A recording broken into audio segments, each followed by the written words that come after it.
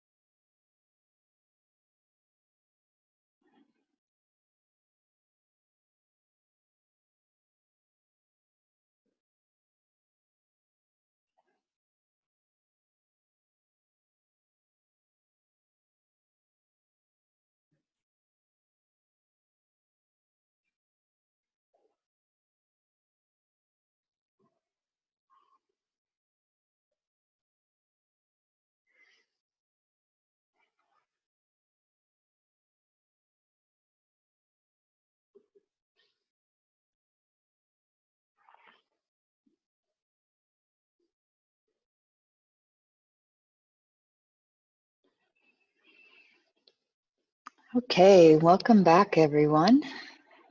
So happy you're all here. You can see we don't have electricity. That's why it's dark on either side of me. But the internet still works because there's batteries. So let's start with our usual meditation. Be sure you check your posture, of course, sitting up straight, getting comfortable.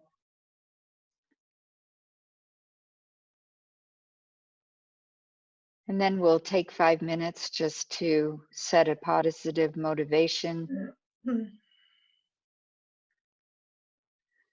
and then spending some time calming our minds.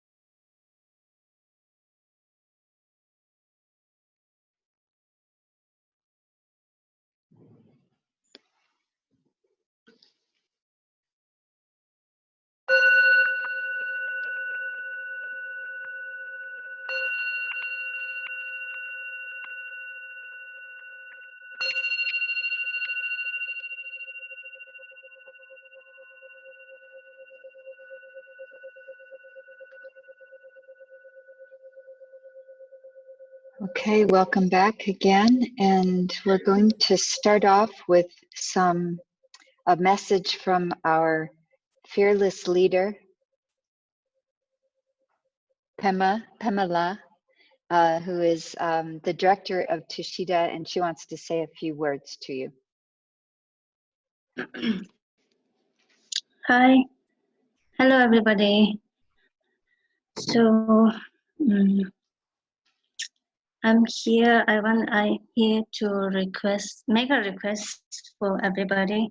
So I want to make the request is for you all to make as much donation as possible, because right now Tushita is kind of struggling financially.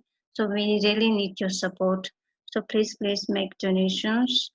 Any kind of contribution, whichever is comfortable for you, will be appreciated. Nothing like no amount is small. Even a penny will make difference for us. So thank you. And then another thing that I want to mention is now that we have been doing this online course for exactly a month. So I want to thank Venerable Drolma. So I have this kata, the traditional white scarf that I want to offer from all of us to Venerable. Thank you, Venerable Drolma. And also Felipe, thank you so much. And if anybody would like to make any offerings to Venerable Drolma and Felipe, you can also make the same a link. So when you open this one, the donation page, so in the comment, please mention it clearly if you are making it to Venerable Drolma and Felipe, or if you are making it to Tushita, so that we can identify, differentiate easily. Yeah. And then we have one online fundraising course that is coming up on Monday. So Felipe will share the link here in the comment section. So please join for that course as well. Yeah, thank you so much. Thank you, Thank you, everybody. Pema. Enjoy the session.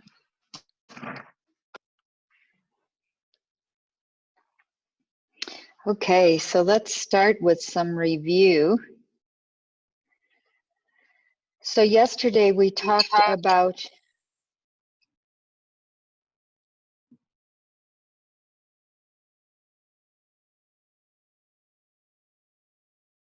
discipline.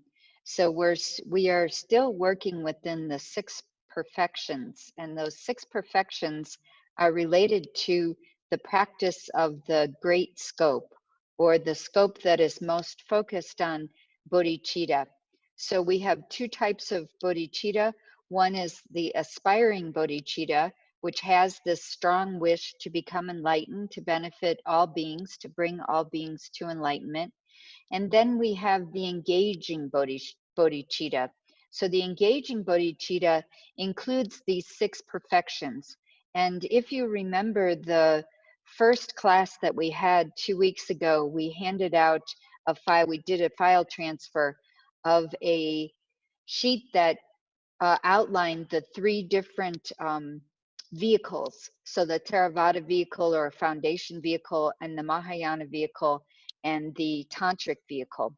And within the Mahayana vehicle, we have the 6 paramitas, which is the path similar to the 8-fold path in the Theravada tradition, but this includes practices related to developing bodhicitta and actually achieving this full enlightenment. And so we're going to talk today about generosity, which is the first one. And we talked about ethical discipline and joyous patience. We talked about ethical discipline yesterday. We talked about patience in the last class in the first 2 weeks, which is related to anger. And then we talked about joyous effort yesterday, which I'm going to review. Then we've also talked about concentration. We talked about it specifically with calm abiding, but also introducing analytic meditation. And you have been practicing the concentration with your analytic meditation. And then we talked about the wisdom, which is the 6th perfection. So that's the emptiness and the selflessness. So the second one, the benefits of ethical discipline, relate to having a peaceful mind. And we can take a look at this screen.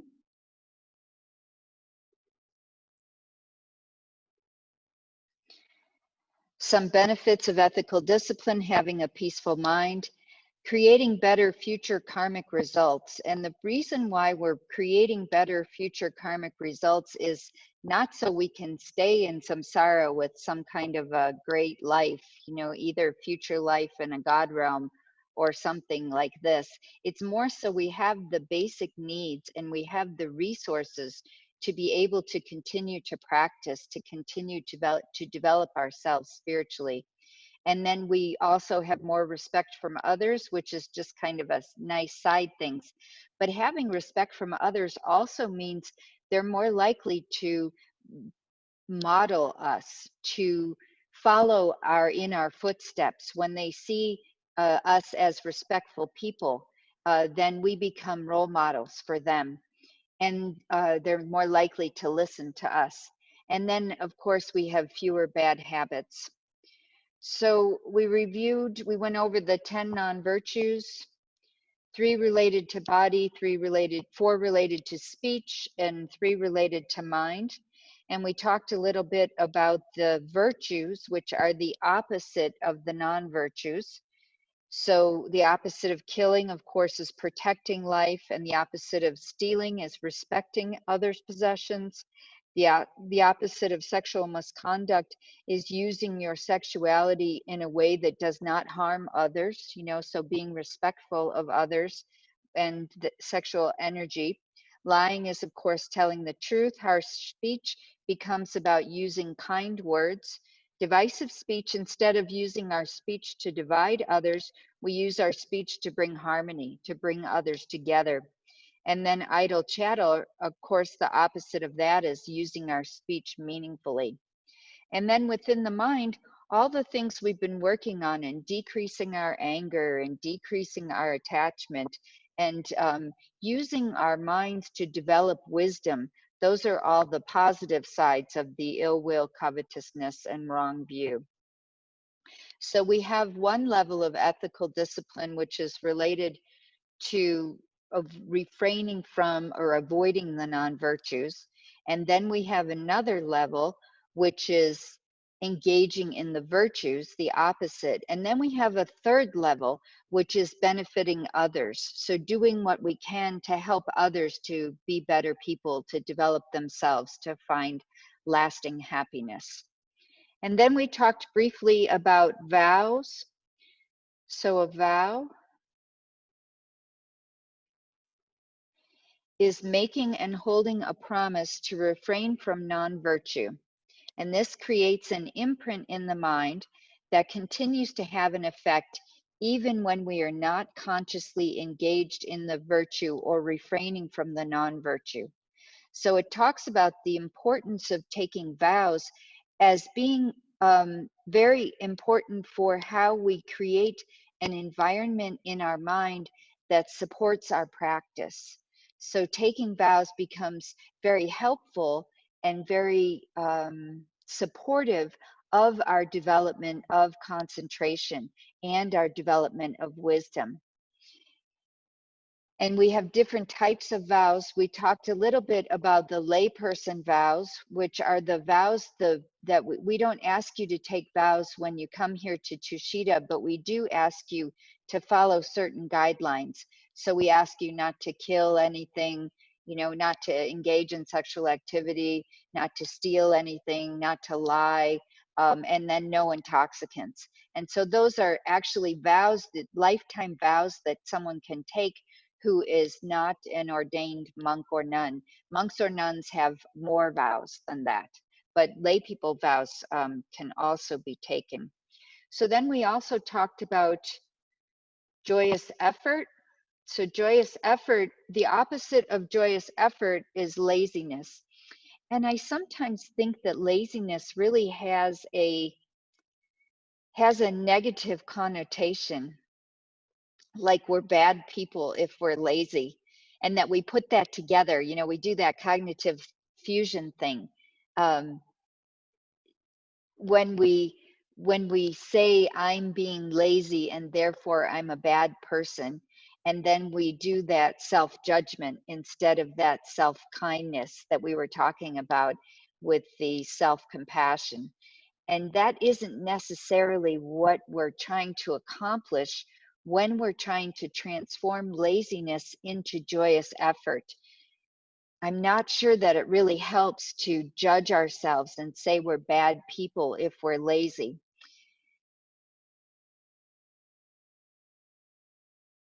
I think that instead of feeling guilt about being lazy, that it would be better if we could regret our past actions of laziness and transform them into joyous effort. So we talked about some of the types of laziness from a Buddhist point of view. Procrastination, putting off until later what we can do now. Attachment to useless activities, so spending lots of time being busy, not getting our priorities straight. So spending time on things that aren't necessarily all that important. Okay, and then discouragement, and this is also related to putting ourselves down and thinking that we can't do something when we haven't even tried. And the opposite of this laziness, the main antidote to laziness is rejoicing, is feeling good about whenever we do something even that is very small, that is related to uh, you know generating good feelings about the activities that we do that benefit ourselves and others. So this would definitely be the opposite of feeling, putting ourselves down for being lazy. The opposite would be even when we do something small, when we, in one moment, we stop ourselves from saying something mean and instead just don't say it. And then immediately we can have rejoicing about that. Here I'm practicing. Here I am, being kind to others. Here I am using my words wisely. And even if it's very small, and even if we've, said lots and lots of negative words in the past to the same person, instead of focusing on that, we focus on this movement toward change, this movement toward using our words in a kind way. So this is what joyous effort is about, is having joy in change, in growing, in becoming better people. And so we can create this very positive cycle. We can think about the benefits of whatever Dharma practice we're talking about, whether it's contemplating loving kindness and compassion, whether it is thinking about the benefits of meditation, whether it's studying that we're doing, reading a book, whenever we spend time with our practice, before we even start, we think about what we want to do, and then we become inspired to do it. We see that, wow, I really want those benefits, so I'm going to do this activity. And then we practice joyfully. So we practice our meditation in a way that is positive for ourselves. We recognize when we feel good, when it makes us feel good. And then we start to experience the results. We start to get the benefits. And then this encourages us to then think about the benefits even more. And we become inspired again, and we practice more joyous effort, and we experience the results. So this becomes a positive cycle that starts to pull us out of that laziness without getting down on ourselves. Okay.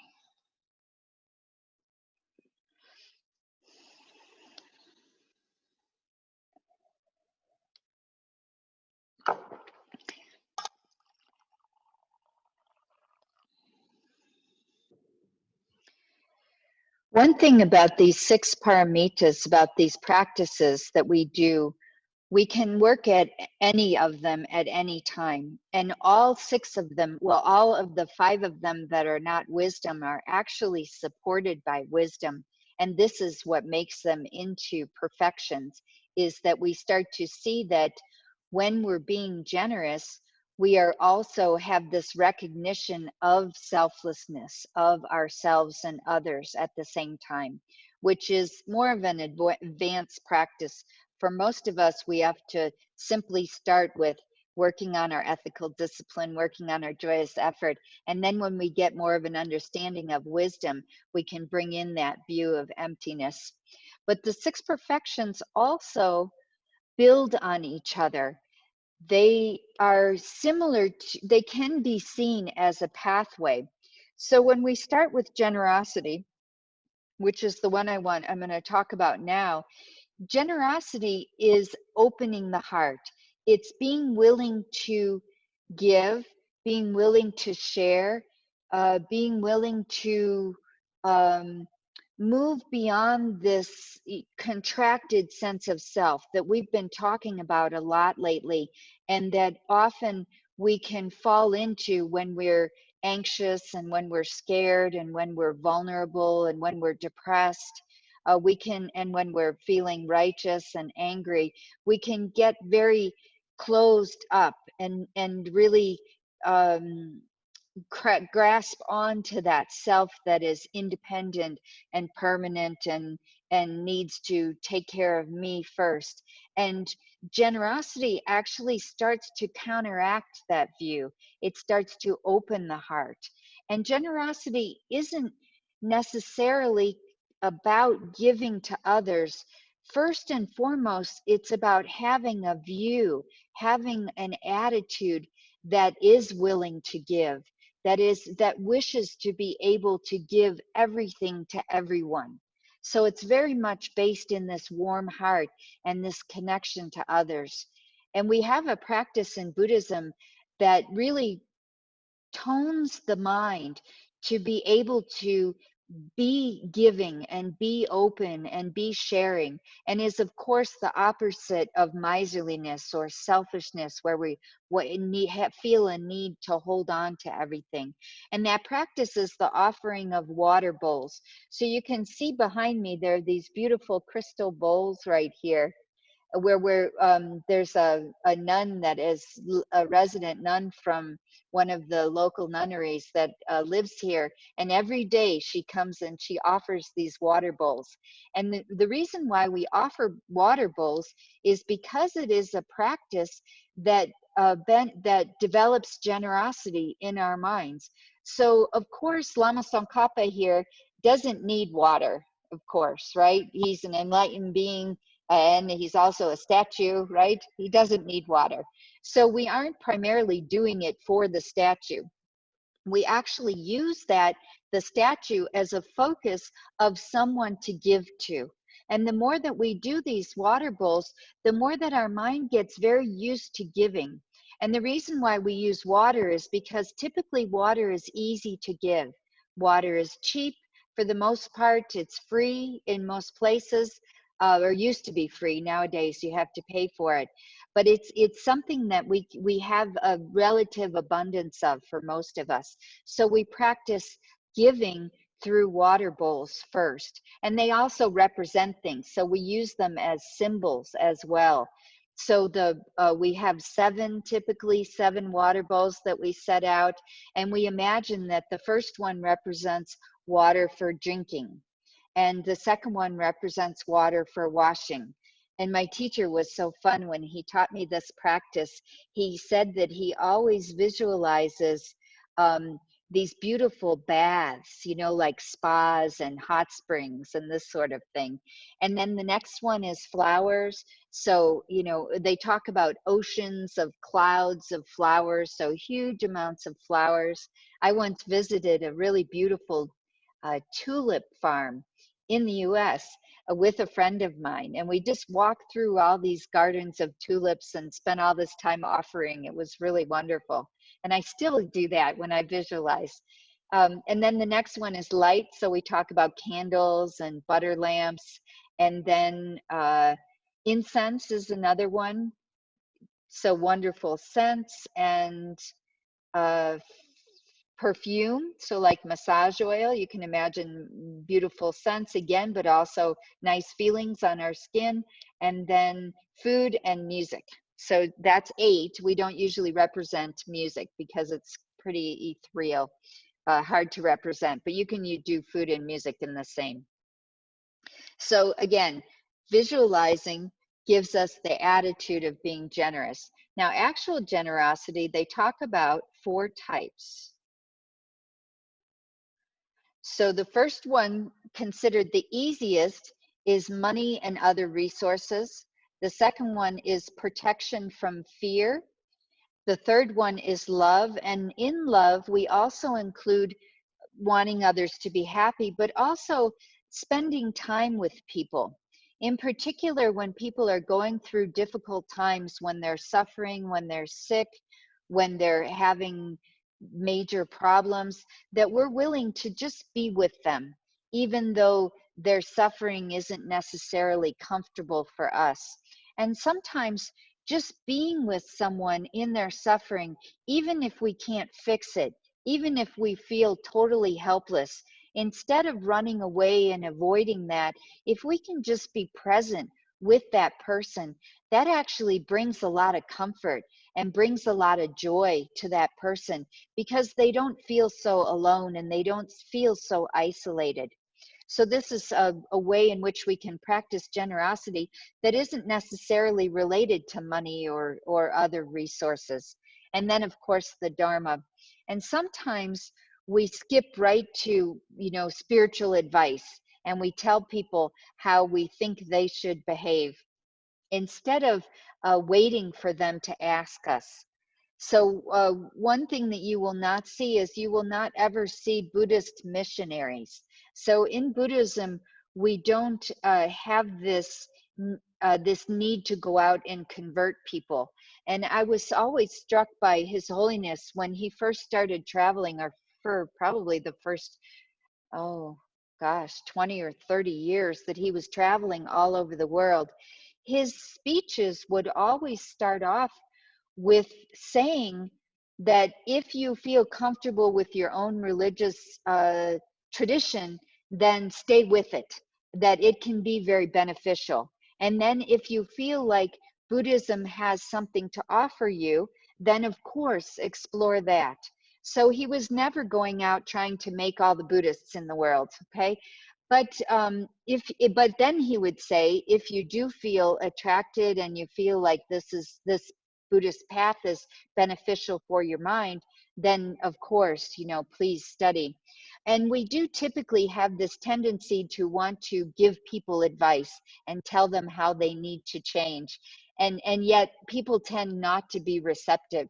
And if you think about your own situation, if someone has ever come in and started telling you how you should be and how you should think, you probably resist it and reject it and don't listen very well. And so that's usually how people will react to you. So waiting, being a good role model, working on yourself, developing your own mind, and then waiting for people to ask you about it is really the best way to share the Dharma. Okay. So let me finish the way in which the 6 paramitas are similar to a path. So this generosity opens the heart. And once we are open to others, then we start to develop a need to refrain from harming them.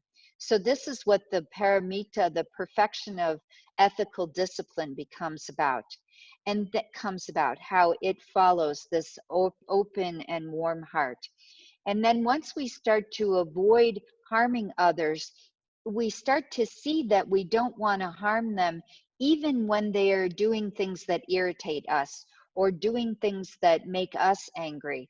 So then we start to practice patience, which is this refraining from harm, even when others make us angry or harm us.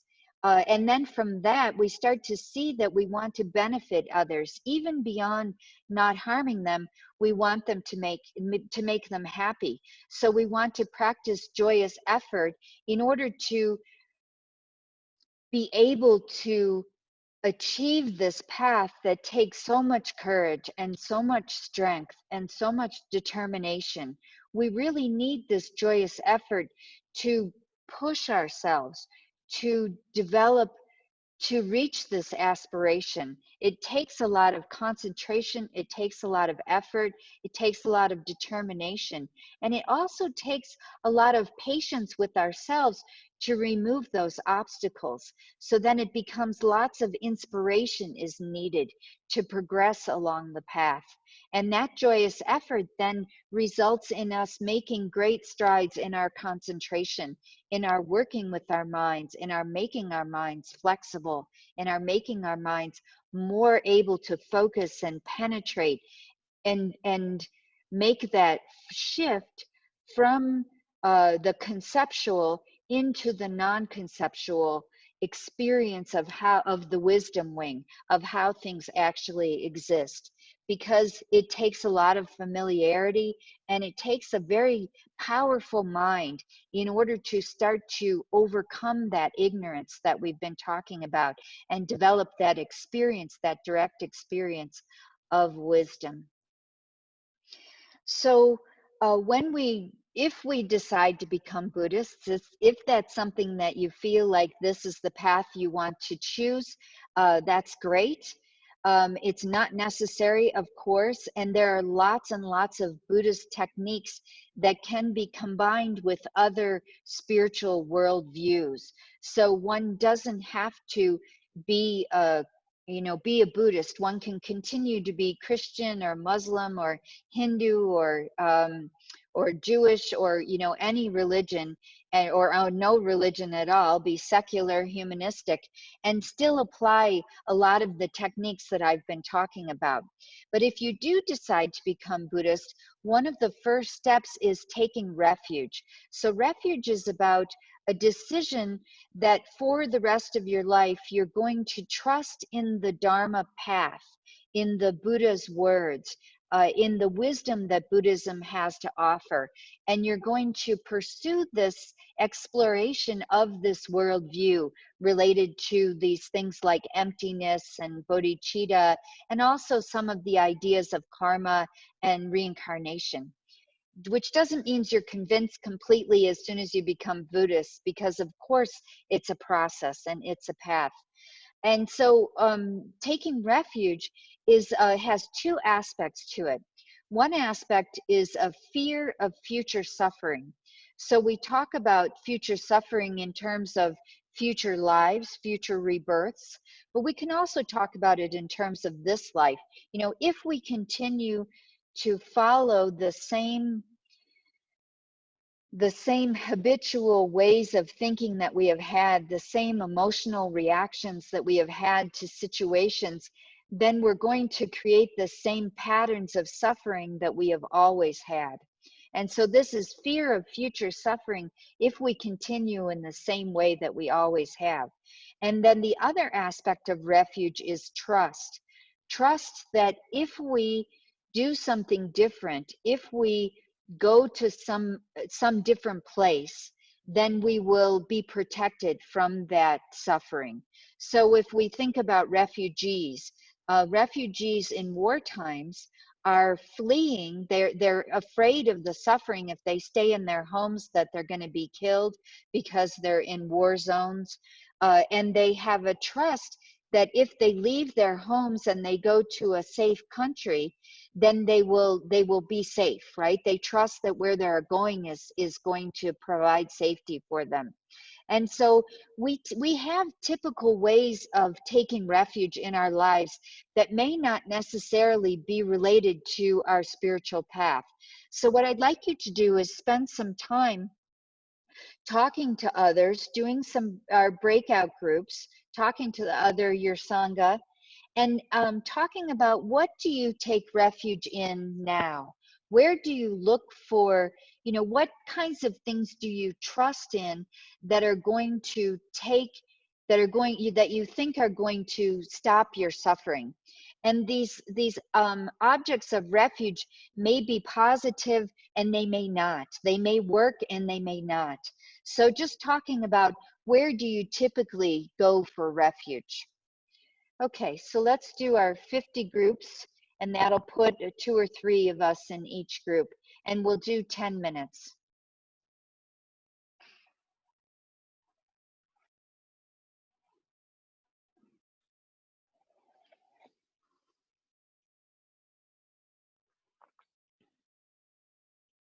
So just hang on a minute. Yeah, I was waiting for all those who don't want to join too. Okay. Okay, so I'm starting now. Yes.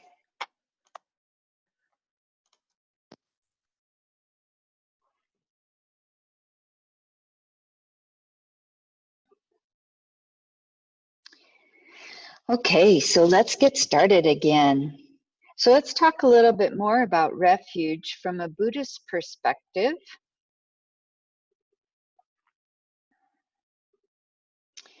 So when we approach Buddhism as a path to remove our suffering, we should see ourselves as sick people who need to be cured.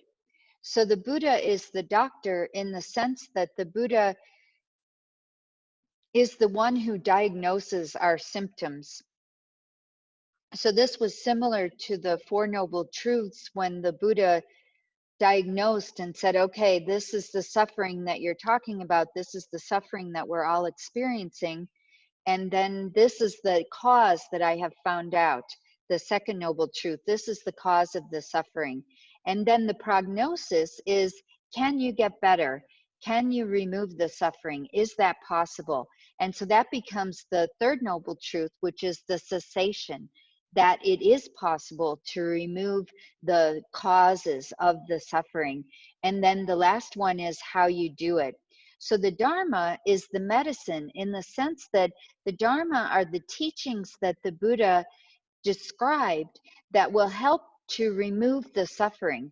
And of course, if we go to a doctor and the doctor says, okay, this is what your disease is, and this is the medicine you need to take, and then you get the medicine and you take it home, but you set it on your table and you never actually take it, then you're not going to get better. You're not going to get cured. You're not going to have your symptoms removed. Well, this is true of the Dharma as well. That with the Dharma, the medicine, we have to actually do the path. We have to take the medicine. We have to integrate, contemplate, and practice the teachings in order for the teachings to be effective, in order to remove our suffering. And then the Sangha are the community of believers, the community that we have that support us on the path. And so in that way, they're similar to nurses who are there for us to help make sure we take our medicine, help make sure that we're supported even when we're having difficulties, when we're feeling vulnerable. And they also have a lot of really good advice sometimes too. I love doing these breakout groups because I really learn so much. And right now, you're my Sangha. You know, we have these, you know, we're 130 some of us who are all talking about, thinking about Buddha, and we become each other's Sangha. And this is so important and so necessary, especially if we're trying to become and practice Buddhism in a place where there isn't a lot of support, or you know, we don't necessarily have a local group that we can go to, is finding people that we can connect with. Okay, so another word for refuge is safe direction. Okay, so let's move on.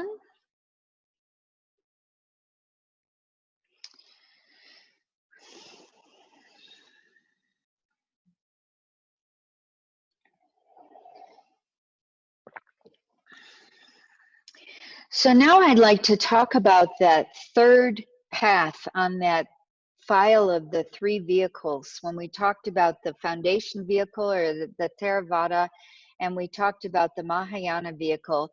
Well, now I'd like to do just a short introduction to the Tantric vehicle from this Buddhist perspective, because it's really fun and it's very exciting. And I think it's also very powerful.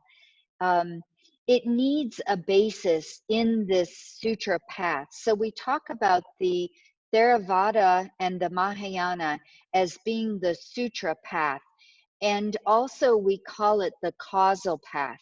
And it's called the causal path because we spend time creating the causes to become enlightened. So we're creating the causes as ordinary beings to gather all the accumulation of all the positive conditions to be able to develop this bodhicitta and this emptiness. So it becomes lots about growing ourselves through through gathering the conditions and generating the causes within our minds to become an enlightened being. The Tantric path takes a little bit different approach. It's called the resultant path because it takes the result as the path. So, and it uses visualization to do this in a big way. Visualization is a huge part of the Tantric path. And the way in which it does it, there's two big parts of this. One part is it's similar to the Olympic athlete.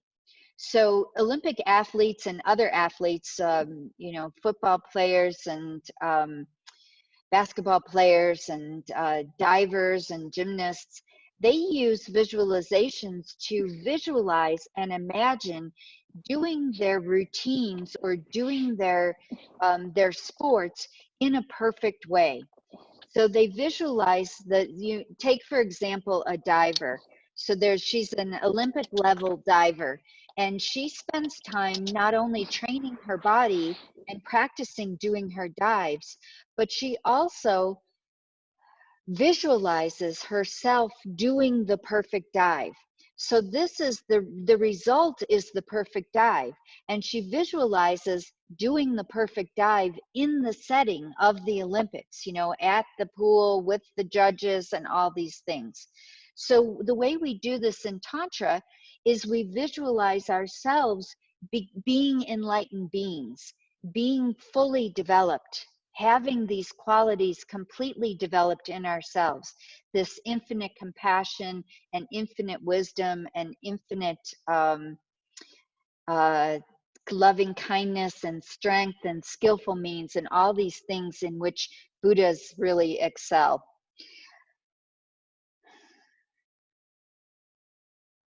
Now, the other aspect of Tantra that we talk about is this relationship to enlightened beings. So an enlightened being has two aspects. One aspect is the fact that they have already followed the path that we want to follow. So they have already become fully enlightened. So they are actual beings. So we talk about Shakyamuni Buddha, of course, as an enlightened being. Chenrezig is an enlightened being. Tara, you may have heard of some of these, or you may not have. As you get more deeper into Tibetan Buddhism, you will hear these names. Chenrezig, Tara, Medicine Buddha, Vajrasattva, these are some of the more common ones.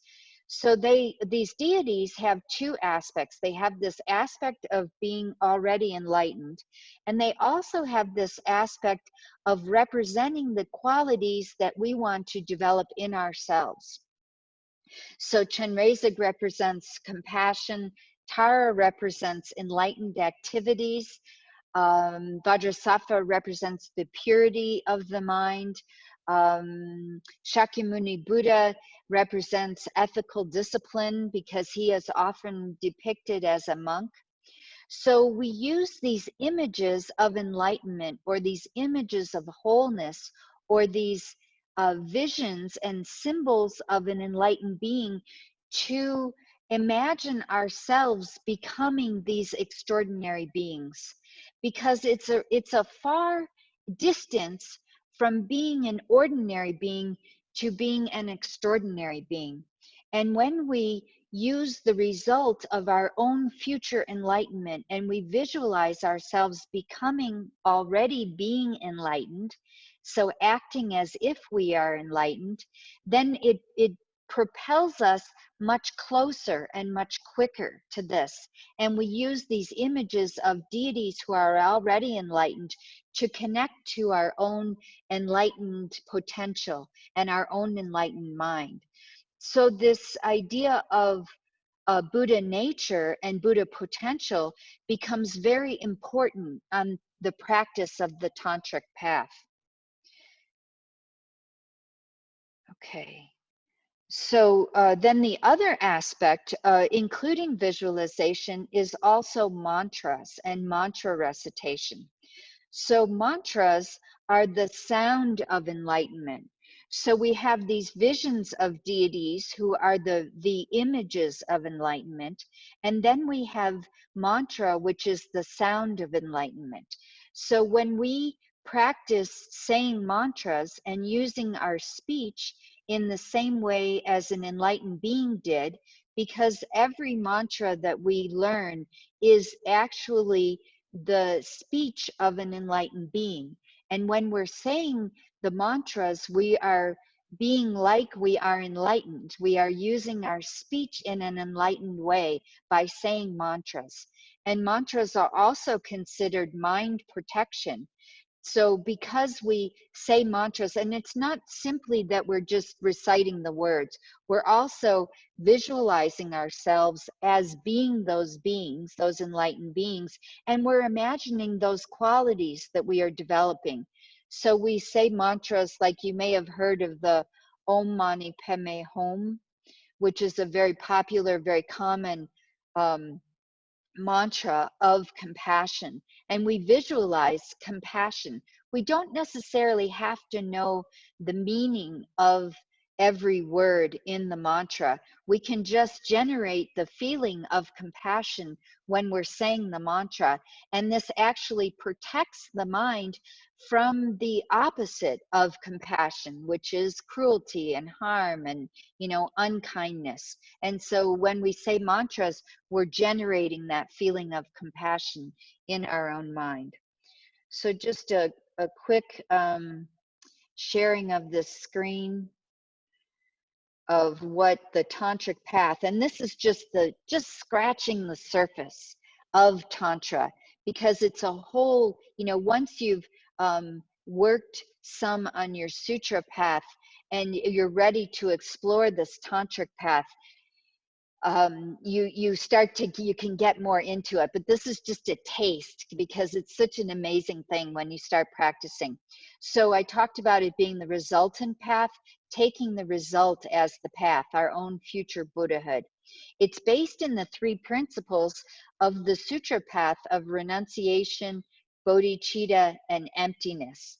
So these are necessary in order to practice Tantra, because if we didn't have this motivation of bodhicitta and this view of emptiness, this path of Tantra, of seeing ourselves as enlightened being, could really become a very narcissistic, very egomaniac, very much, concrete self of being an enlightened being.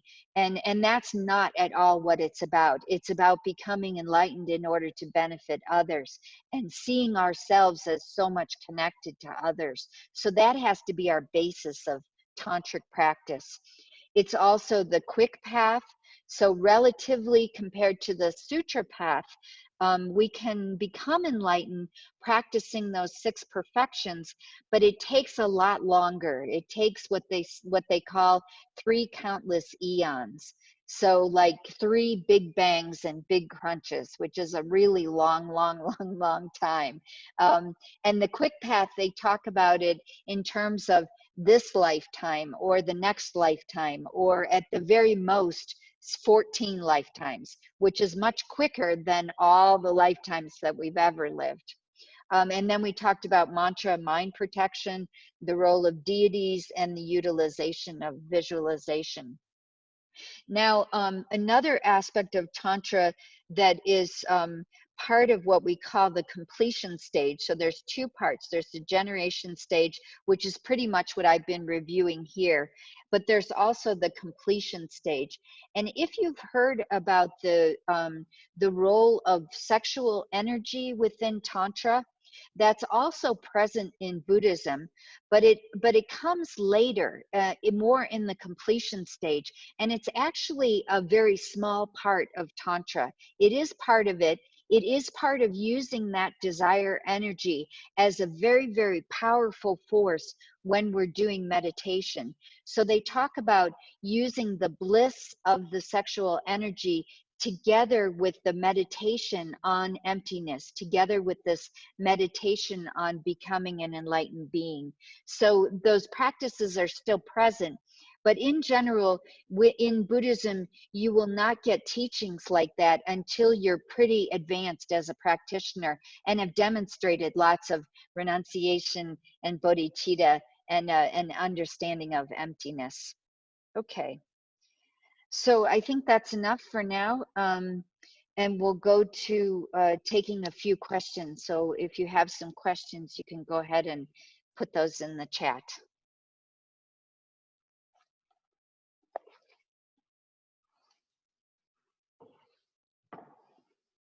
All right, so there's no questions yet, so please type out your questions.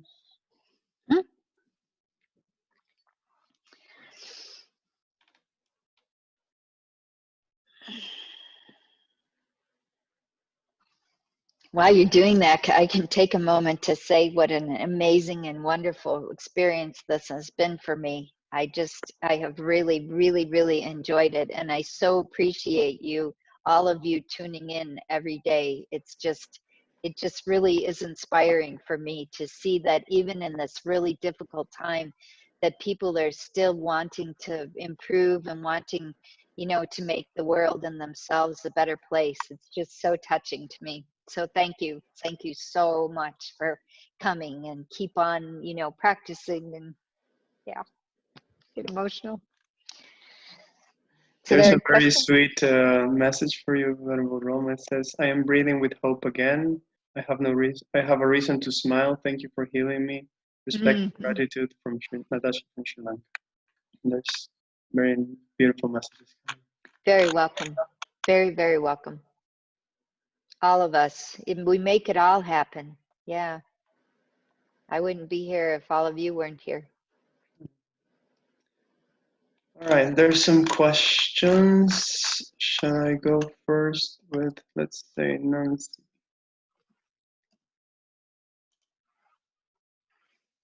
Nancy, you can ask your question. Hi. Hello. Thank you.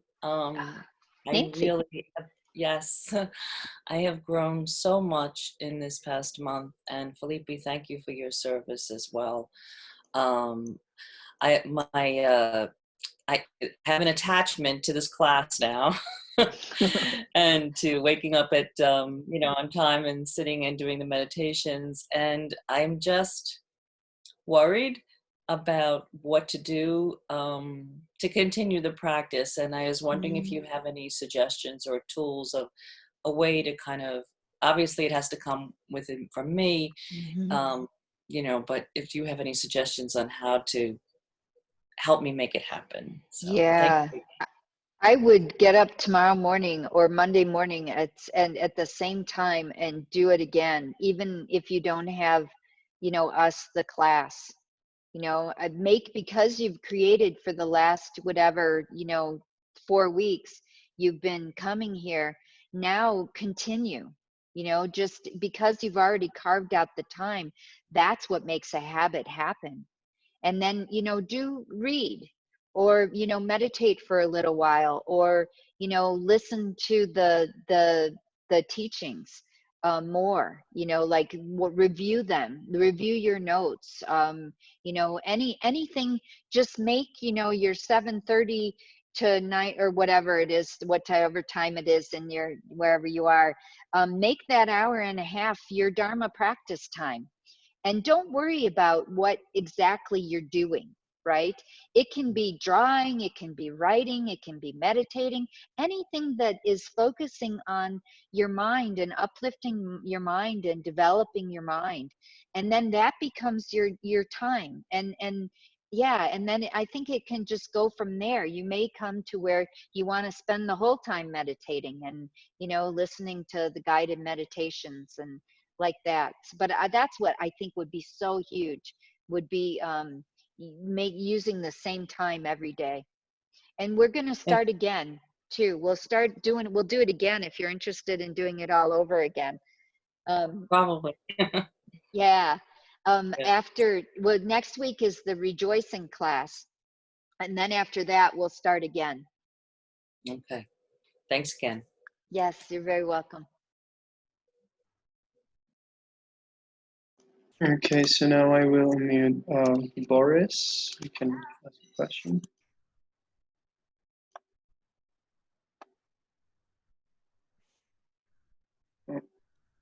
Boris? Hello. Hi. Hello. It's actually Ruth who asked the question. So I wanted to know if you have any advice on moving past procrastination when it seems to be such a big barrier within many aspects of life. Yeah. Meditation. So always our first approach to any obstacles we have is to accept where we are, you know, that this is our habit, that this is where we're at. The Pema Chodron had titled one of her books, Start Where You Are. So it's an acceptance that this is where you are and that that's okay. Okay, just start there. And then become aware when you're in the procrastination, when you recognize that you're procrastinating, notice what's going on as far as your emotions and your thoughts when you're procrastinating. So recognizing, what am I actually thinking about the procrastination? Like, what is stopping me? What are the thoughts that are there that are keeping me doing this thing when I really have a feeling that I would rather be doing this other thing?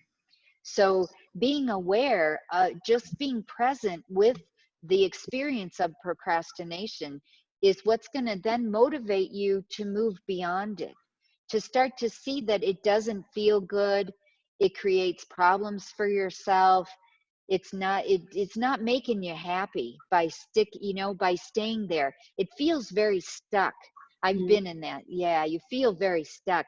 And you go into that stuckness.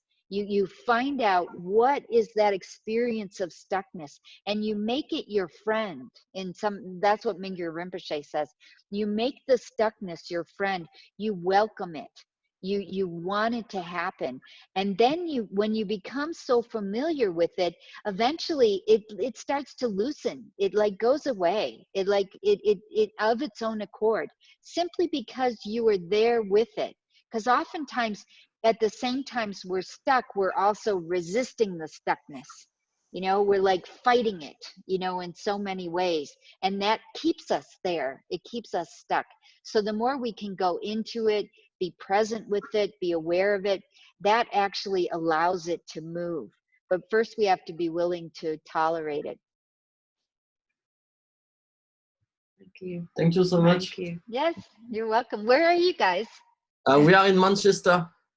Manchester. Oh, in the UK. My nephew went there for a semester. Yeah. Yeah, when he was in college. Oh, nice to It see you. rains a lot. Thank you. Thank you so much. Thank you. Bye You're bye. welcome. Thank you. One more. Okay, let me go to, let's see, Rashana. Hello. Hello. Hi. So I'd just like to first express a lot of gratitude. Like, this course has been really powerful for me, and I think it's definitely helped a lot of us feel much stable in this lockdown. So thank you so much, and to you and Philippe for this. My question actually was, how do we really make a sangha? And does somebody in the sangha have to be more knowledgeable than us? Because I'm a beginner and this is the first time I've really dived deep into understanding Buddhism and learning about the path. So if you could just share something on how to make a sangha, who should be part of it, yeah, that would help. Yeah. No, you don't necessarily have to have someone who is more knowledgeable. I think the best way to start a sangha is do a book study, do a book group. Like choose a book that you're interested in reading, and then find people, invite people who also want to read the book and talk about the book.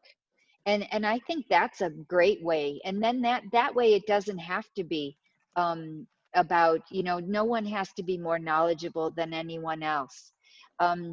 You do have to be, there is usually the necessity of someone that holds the sort of the logistics, as far as when to meet, or that sort of thing, where to meet, how long, all that, those kinds of things, inviting people, telling people when it's coming.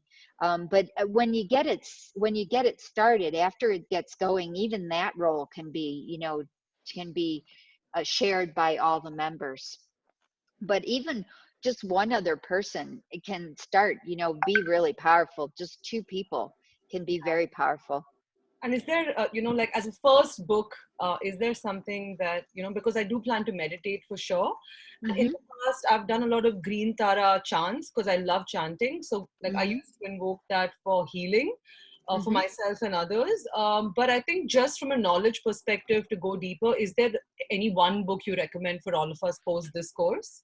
Yeah, the Introduction to Tantra by Lama Yeshe. Sure. All right. Yes, that's a really good one. And it isn't just about Tantra, okay? It's about all the things I've been talking about. Have you read it? Have you read it yet? No, not Okay, yet. yeah, no, it's a good one. It's a really good one. Okay, thank you so much. Yes, And you're welcome. do this again. We're really looking forward to it. Good. Okay, so let's do some meditation. All right. Give me a second, I need to configure my speaker again. Okay, there we go. So everyone, please, let's go back to a comfortable position. And bring your body to a posture that you can sustain for a decent amount of time. With your back loosely straight.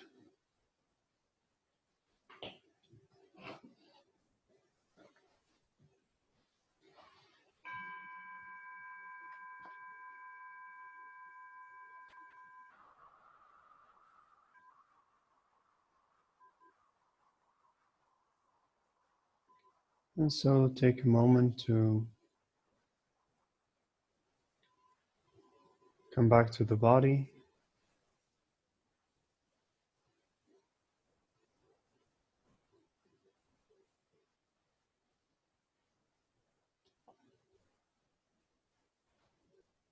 To settle down, to bring the body back to a state of calmness and relaxation.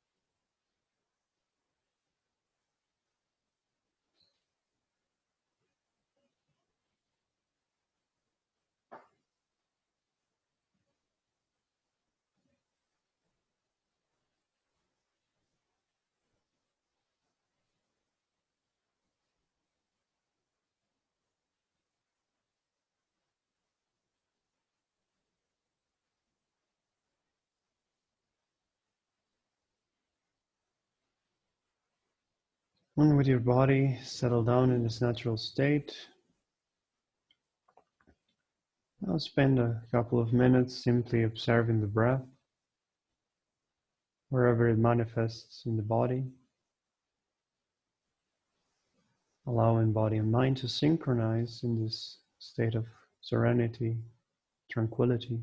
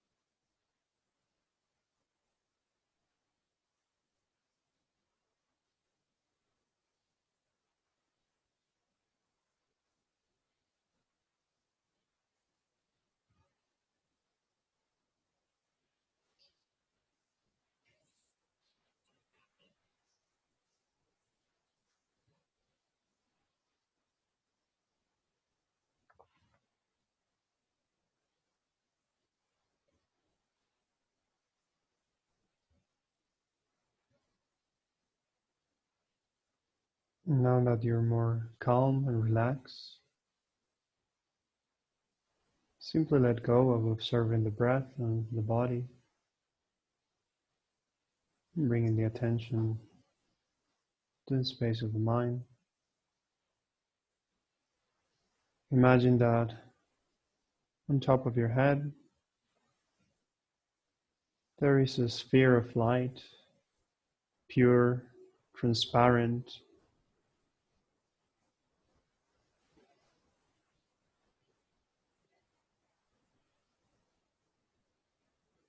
This sphere of light is a little bit smaller than your own head.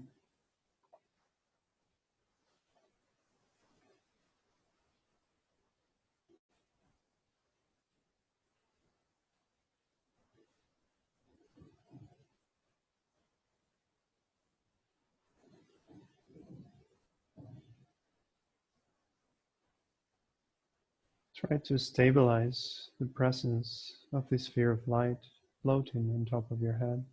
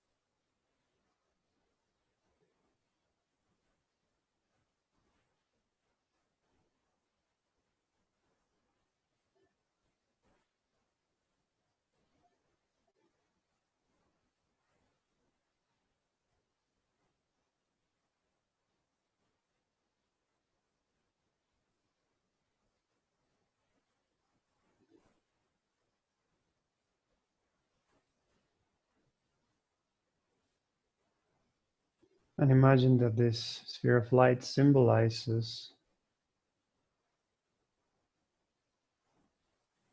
qualities of loving kindness, wisdom, compassion,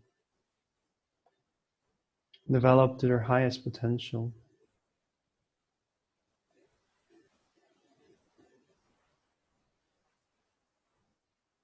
All the good qualities that we want to develop in the path contained within this sphere of clear light.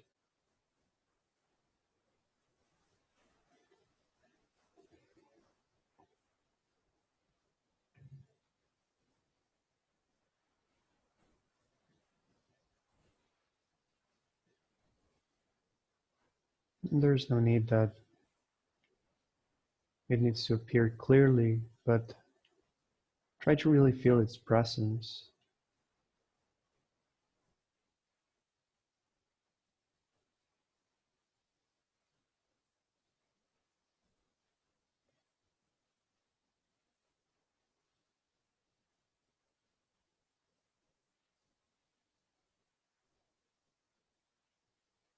Feeling that floating on top of you, there's this orb containing all these precious qualities.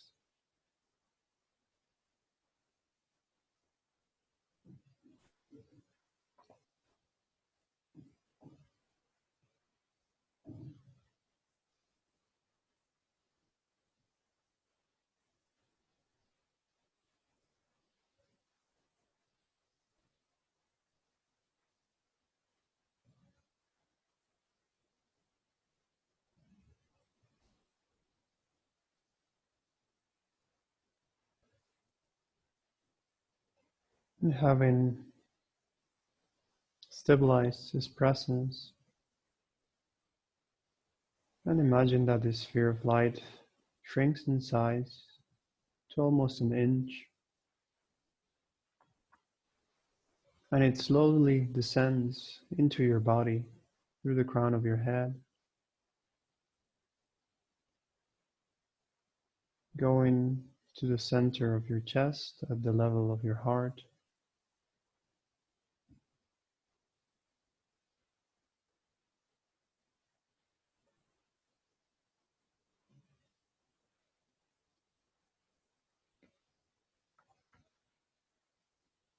and from within you it still shines this bright light, imbued with all the qualities.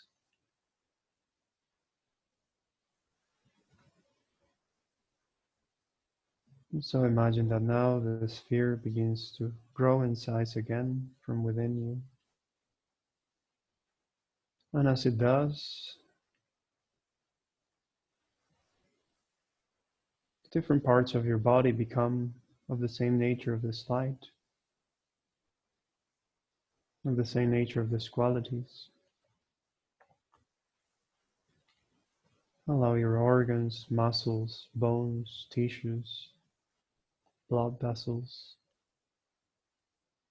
Allow all of your body to turn into this light, which is pure, transparent, pristine, shining from within you.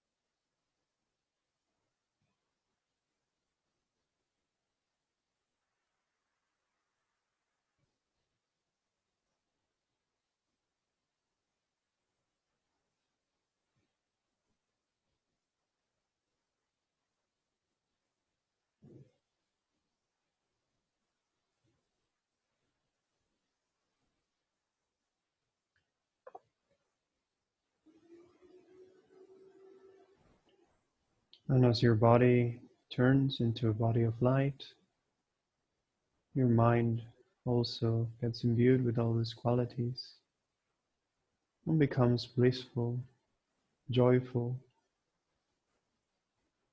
free of any pollution from afflictions, from worries or concerns. Let all of those dissolve into light as well.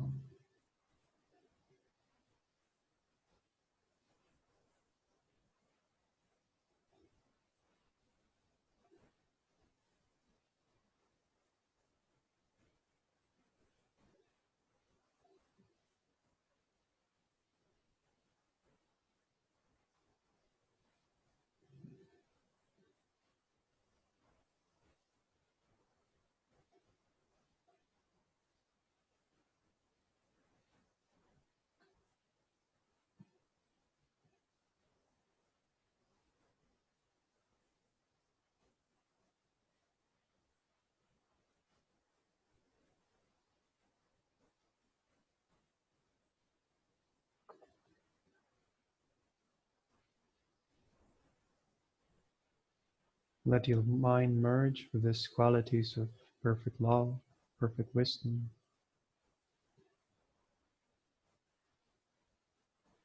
qualities which are already within you,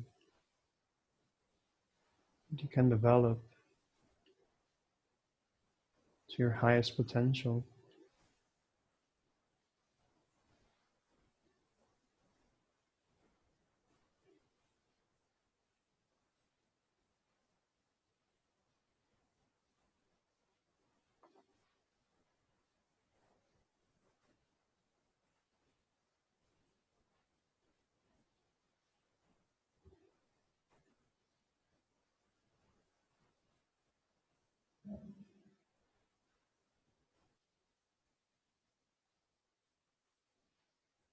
If any distractions arise in the form of thoughts or memories, simply allow them to dissolve into the light as well.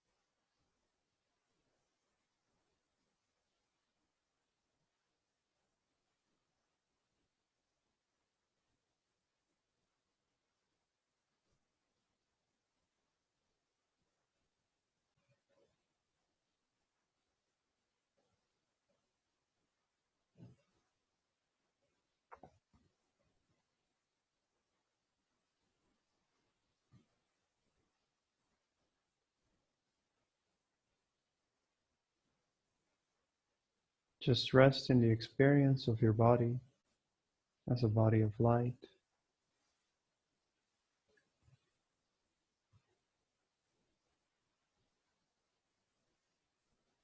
allowing a sense of joy in the mind to arise.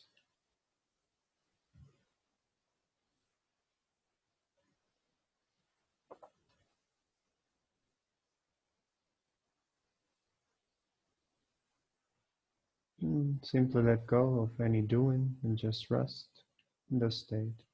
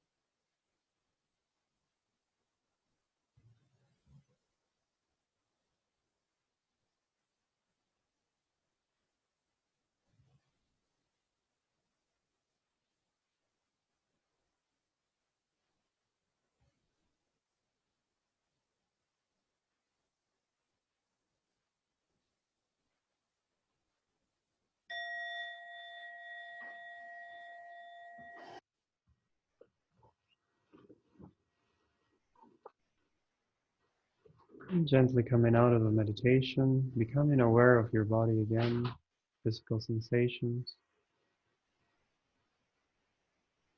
and maintaining an open heart, we go into our dedication prayer.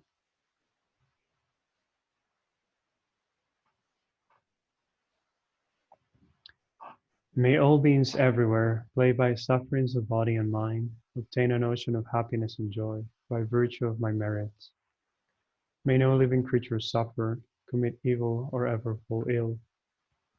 May no one be afraid or belittled, with a mind weighed down by depression. May the blind see forms and the deaf hear sounds. May those whose bodies are worn with toil be restored and find repose. May the naked find clothing, the hungry find food. May the thirsty find water and delicious drinks. May the poor find wealth, those weak with sorrow find joy. May the forlorn find hope, constant happiness and prosperity. May there be timely rains and bountiful harvest. May all medicines be effective and wholesome prayers bear fruit. May all who are sick and ill quickly be free from their ailments. Whatever diseases are in the world, may they never occur again. May the frightened cease to be afraid, and those bound be freed. May the powerless find power, and may people think of benefiting each other. For as long as space remains, for as long as sentient beings remain, until then may I too remain, to dispel the miseries of the world.